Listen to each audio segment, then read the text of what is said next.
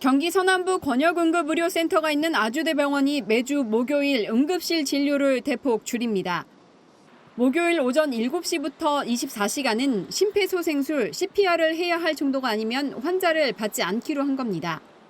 초중증 환자들은 봐야 되니까 그거는 최후의 보루로 남겨놓고 중증 환자를 계속 보기 위해서는 그렇게 할 수밖에 없어서. 의정 갈등 속 응급실 전문의 14명 중 3명이 그만뒀고 4명 더 사직을 밝힌 상황에서 남은 의료진들을 지키기 위한 조치입니다. 나는 지금 여기서 수술하고 암 환자거든. 그래서 너무 아파서 지금 왔어요. 목요일 날 병이 생겼다 하면은 큰일 나는 거죠. 일단 아프면 안 되겠다. 근데 아픈 게 마음대로 안 되잖아요. 뭐 어른들은 어떻게라도 뭐 참고 견디겠는데 애들이 생각하면은 진짜 눈물부터. 정부는 당장 오늘부터 아주대병원을 포함해 응급실 운영에 차질을 빚는 강원대병원과 이대 목동병원 등의 군의관을 급파합니다. 이런 식으로 아직까지는 관리 가능한 수준이란 게 정부 진단입니다. 일각에서 표현하시는 것과 같은 응급의료 붕괴에 이르는 상황까지는 아닌 것으로 판단하고 있습니다. 정부는 현 상황을 바로잡는 것이 의료개혁인 만큼 개혁의 속도와 방향 모두 수정할 뜻이 없다는 점도 분명히 했습니다. 그것은 10,000명 가까운 전공의들이 이 환자들의 곁을 떠난 데에서 출발을 했다. 의료 공백 7개월째, 누구 탓 말고 누구든 이 불안한 상황을 끝내달라고 환자들은 말하고 있습니다. 의료 대란의 여파가 응급실 뺑뺑이를 넘어 구급차까지 번지고 있습니다. 구급대원이 환자를 받아줄 응급실을 구하느라 신규 출동을 못하면서 이송 자체가 거부되는 겁니다. 환자가 응급실은 물론 자신을 태울 구급차마저 찾아다녀야 하는 이른바 구급차 뺑뺑입니다. 피를 토하는 암 환자마저 예외는 아니었습니다. 119에서 카트를 해서 저희한테 연락이 온 거예요. 그러니까 119도 마찬가지로 자기네들이 뺑뺑이를 돌아야 되는 상황이다 싶으면 일단 거부를 해요. 현장 대원들은 병원들이 119 구급차마저 수용 거부하는 경우가 많아 어쩔 수 없다는 입장입니다. 저희들은 아예 차라리 구급차 말고 그냥 본인 스스로 가는 게 진료가 더 빠를 수 있다라고 직접 찾아가면 병원에서 지금 꽉 찬 얘기를 안 들었거든요. 병원들이 대거시는 추석 연휴를 앞두고 환자들의 불안은 더욱 커지고 있습니다. 환자들의 어떤 치료에 가장 최전면에 있는 부분들 아닙니까? 이 차후에 벌어질 일이 진짜 겁이 나고 진짜 이게 뭐 하늘이 지금 무너지는 듯한. 정부는 200여 명의 군의관과 공중보건의를 응급실에 투입하고 연휴 기간 전국 4천 곳에 당직 병의원을 운영한다는 추가 대책을 내놓은 상황입니다.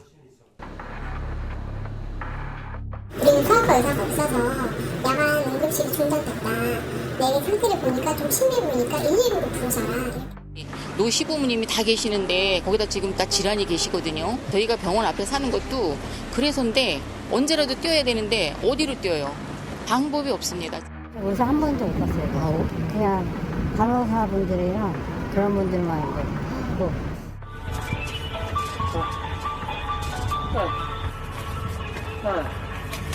정부는 범정부적으로 응급실 비상진료 체제를 구축하고 총력을 기울이고 있으며 오늘부터 복지부, 행안부, 소방청 등 관련 부처가 국민 여러분께서 안심할 때까지 응급실 현황과 관련해 일일 브리핑을 실시할 계획입니다. 11곳 진료 거부입니다. 2살박이 여아 의식불명 상태라고 합니다.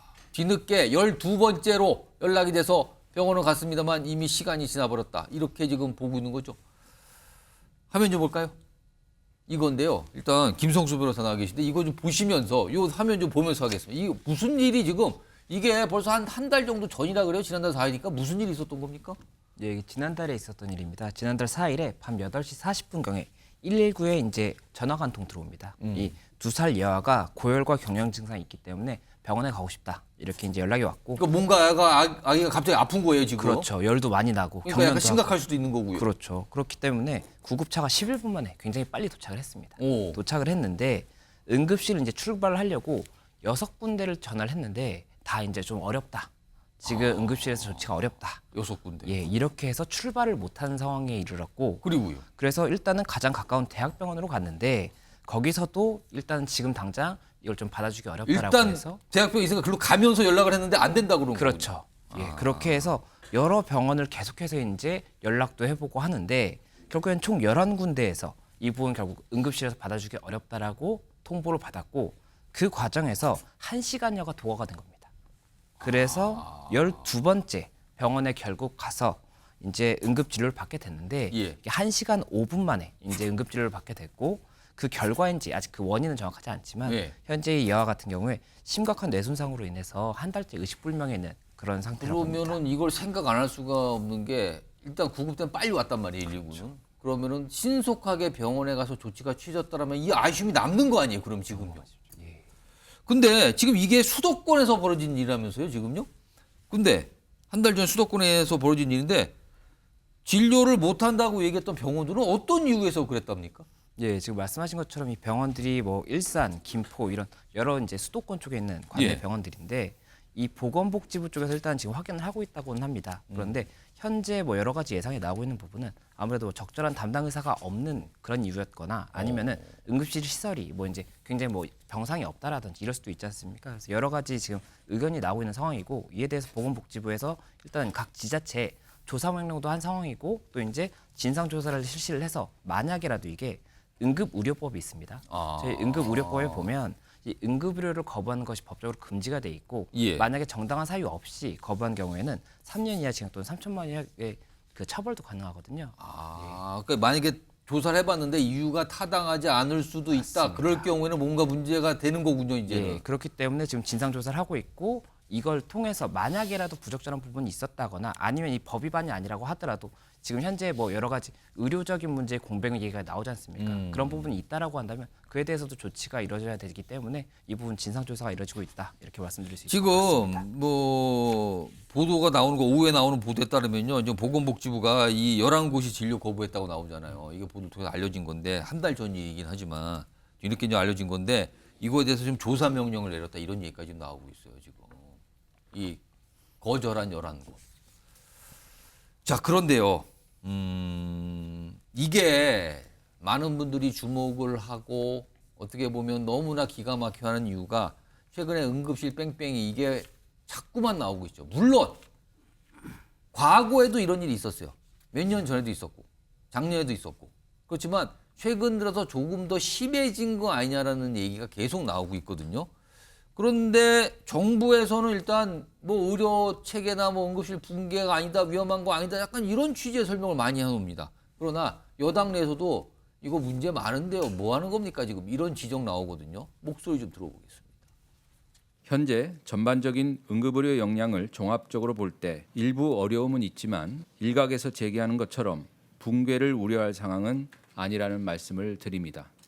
뭐 대통령실에 있는 저 고위급 직급자나 또는 장차관 등 이런 정부 관계자분들이 응급실에 반나절이라도 좀 상주하시면서 실제 상황을 파악하신다면 얼마나 위중한 위기인지를 금방 알 수 있을 겁니다. 그냥 가서 문이 열렸구나 하고 돌아가시면 그게 현상 파악이 되겠습니까? 성추윤 부의장. 일단 여당 소속인 안철수 의원 역시 이제 정부 관계자들 뭐 좀 가봐라 좀 응급실에 좀 어떤지 말로만 하지 말고 좀 가봐라. 그리고 아니 구급차부터 좀 타봐라. 막 이런 얘기까지 나오거든요. 이거 어떻게 좀 봐야 됩니까? 저는 사실 갈 필요도 없다고 생각합니다. 갈 필요가 없고 자료만 봤더라도 지금 응급실 상황이 얼마나 심각한지 알 수 있는 것이거든요. 그러니까 사실 지금 뭐 추석 기간에 이제 군의관을 투입한다는 뭐 대책을 내세운 것 자체가 예. 지금 응급실 상황이 좋지 않다는 걸 파악하고 있다는 건 아니겠습니까? 그렇네요. 결과적으로 보면. 그렇죠. 그러니까 그런 그 대책을 내놓은 것 자체가 일단 버텨야 된다는 거죠. 그러니까 지금 응급실 상황이 좋지 않으니 버티면 된다. 그러면은 전문의든 전공의든 돌아올 것이다. 결국 굴복할 것이다. 이런 컨셉인 건데 지금 지난 30일에 있었던 응급의학과 관련 의사들이 모여서 학술 세미나를 했던 한 세션의 주제가 뭐였는지 아십니까? 한국 의사 면허를 갖고 캐나다에 가서 살기, 호주에 가서 살기 이런 예. 걸로 학술 세미나라고 했어요. 그러니까 그 사람들은 그냥 욕 먹으면 됩니다. 그냥 욕 먹고 난 떠나면 되지라는 생각을 하고 있는 거예요. 근데 국가는 그러면 안 되죠. 지금 이 뭐 증원 때문에 우리가 10년, 15년 뒤에 의사 수가 늘어날 것 때문에 현재의 의사들이 떠나고 있고 현재의 국민들이 피해를 보고 있는 상황인데 대통령은 뭔가 의사 정원 이건 뭐 우리가 개혁을 하기 위한 진통일 뿐이야 이러면서 계속 밀어붙이는데 응급실은 그렇게 돌아가지 않고 있는 거거든요. 저는 예. 이게 국민들이 정말 안타까운 사건이 나와야 대통령이 이걸 직시할 것인가? 정말 지금 안타까운 사건이 이렇게 나오고 있지 않습니까? 이거 늘어날 겁니다. 추석 때 더 늘어날 거예요. 왜냐면 추석 때는 외래를 받지 않기 때문에 다 응급실로 갈 건데 지금 국가가 지금 내세우는 대책이 군의관 투입 또 뭡니까? 응급실 본인 부담률 90%로 늘려서 경증 환자 못 가게 하고. 자, 지금 전형적인 사례가 나왔습니다. 아기들이 어릴 때 고열이 나면은 대부분은 열을 낮추면 괜찮긴 하지만 만에 하나 정말 그 중증으로 이어질 수 있기 때문에 다들 응급실을 찾는 거거든요. 그런 아기들 어떻게 판단할 겁니까? 경증인지. 그런 것들에 대해서 저는 응급실 갈 것도 없이 그냥 이런 솔직히 단 대통령실도 저는 파악하고 있다고 보는데 의정 갈등 이거 어떻게 계속 돌파를 해야 되니 계속 밀어붙여야 되니 버티고 있는 것뿐이지 고집을 부리고 있는 것뿐이지 현상 파악을 못하는 것은 아니다. 빨리 현상 파악을 하고 있으면 빨리 대책을 내놓던가 아니면 현장 가면 전 방해가 된다고 생각하기 때문에 빨리 대책을 강구하는 것이 필요하지 현장 가보시는 건 오히려 더 시간을 지연시키는 거다. 이렇게 말씀드리고 싶습니다. 이 응급실을 받아주는 곳을 찾지 못한 이른바 응급실 뺑뺑이가 벌어지는 가장 큰 이유 지금 나오는 거는 의사 부족이에요. 응급실에 의사가 없다. 무슨 과 진료과가 있는데 그 의사가 없다. 수술 못한다. 이거거든요 지금요. 이와 관련해서 오늘 한덕수 국무총리 한 얘기가 있습니다. 들어보겠습니다. 의료 시스템이 붕괴됐다고 언론에 거의 매일 나오고 있습니다. 저는 붕괴됐다고는 생각하지 않습니다만 어려움을 겪고 있는 건 사실이고요. 그것은 10,000명 가까운 전공의들이 이 환자들의 곁을 떠난 데에서 출발을 했다. 네, 근데 열심히 하는 과정에서 국민들이 불안해하고 어려운 건 어떡하죠? 국민들의 불안은 결국 중증 환자와 난치병 환자를 떠나버린 전공의가 제일 먼저 저는 잘못한 행동을 총리님, 했다. 저는 그렇게 제발 그럼 하여튼 만반의 대책을 세우셔서 2,000명 고집하지 마시고 2,000명은 고집하지 않겠다고 이미 저희가 여러 번 발표했습니다. 예. 최수영 평론가, 사실 이 전공의들이 이제 병원을 떠나기 전에 그 파업 이전에도 응급실 뺑뺑이는 계속 놀라게 되는데 이제 더 전공의들이 빠져나가니까 더 심화됐다 이런 얘기가 나오거든요. 근데 만약에 지금 시점에서 의대 증원을 처리한다고 가정해 보겠습니다.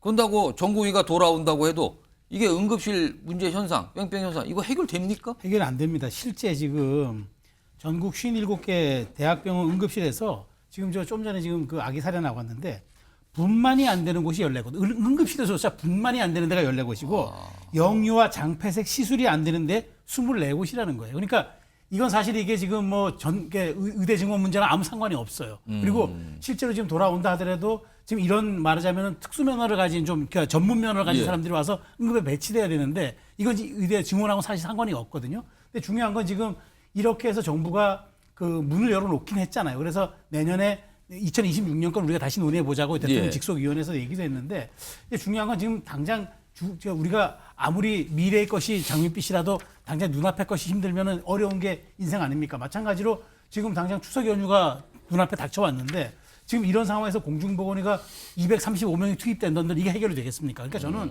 최소한 히포크라테스 선서를 생각했던 사람들이라면 일단 들어와서 이 미중유의 위기는 조금 좀 우리가 같이 극복하는 다음에 정부가 지금 2026년을 지금 다시 논의해보자고 하니까 다시 여기에서 한번 해야지 올해는 바꿀 수가 없어요. 올해 바꾸면 대학 입시 전형이 이게 다 헝클어지는 거기 때문에 할 수 없는 거라서 저는 그렇게 좀 했으면 좋겠다는 생각인데 어쨌든 지금 정부가 지금 조금 이렇게 열어놓고 있으니까 전 전공의들도 이런 부분에 대해서는 조금 그 열린 자세로 대화 임해야 한다고 생각합니다. 강원대학교 응급실에 안내문이 붙었습니다.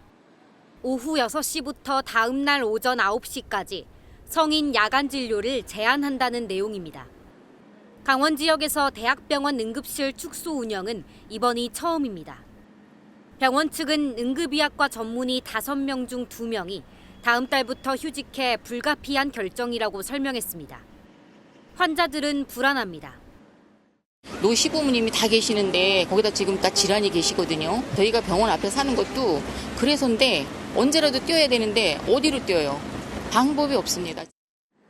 강원대병원은 추석 연휴 기간인 15일부터 18일은 정상 운영하겠다고 밝혔지만 한시적입니다. 건국대학교 충주병원 응급실도 이번 달부터 평일 오전 9시부터 밤 9시까지만 응급실을 운영합니다. 야간과 휴일에 투입할 전문의가 없다는 이유입니다. 응급의학과 전문의 채용 공고를 내도 지원자는 없습니다. 의정 갈등이 지속될 경우 추석 연휴는 물론 앞으로도 지역 의료를 중심으로 응급실 운영 차질이 속출할 거란 우려가 큽니다. 서울의 한 상급 종합병원 응급실입니다. 환자의 간병인은 의사 부족 탓에 응급실 상황이 좋지 않다고 말합니다. 의사 한 번도 못 봤어요. 그냥 간호사분들이랑 그런 분들만 있고 응급실은 그래도 좀 자리는 있어요. 응급실 공백 사태가 수도권까지 확산하고 있는 가운데 의대 교수들은 정부의 발표와 달리 상황이 더 심각하다고 주장했습니다. 전의규협은 전국 57개 대학병원 응급실 중 분만과 흉부 대동맥 수술이 안 되는 곳이 10개 이상, 영유아 내시경이 안 되는 곳은 46개로 나타났다고 밝혔습니다. 추석을 기점으로 응급진료가 안 되는 질환이 더욱 증가하고 응급실을 닫는 대학이 늘어날 것으로 내다본 겁니다. 정부는 전체 응급실의 99%가 24시간 운영 중이라면서 일부 어려움은 있지만 일각에서 제기하는 것처럼 붕괴를 우려할 상황은 아니다라고 반박했습니다. 응급실에 근무하는 전문의, 일반의, 전공의를 포함한 총 의사는 평시 대비 73.4% 수준이나 진료지원 간호사, 촉탁의 채용 등을 통해 인력을 보강하고 있습니다. 정부는 다음 주부터 235명의 군의관과 공보의를 위험기관 중심으로 집중 배치할 계획이라면서 응급실 운영에 차질이 없도록 하겠다고 설명했지만 추석 연휴를 앞두고 응급실 대란 우려는 좀처럼 사라지지 않고 있습니다.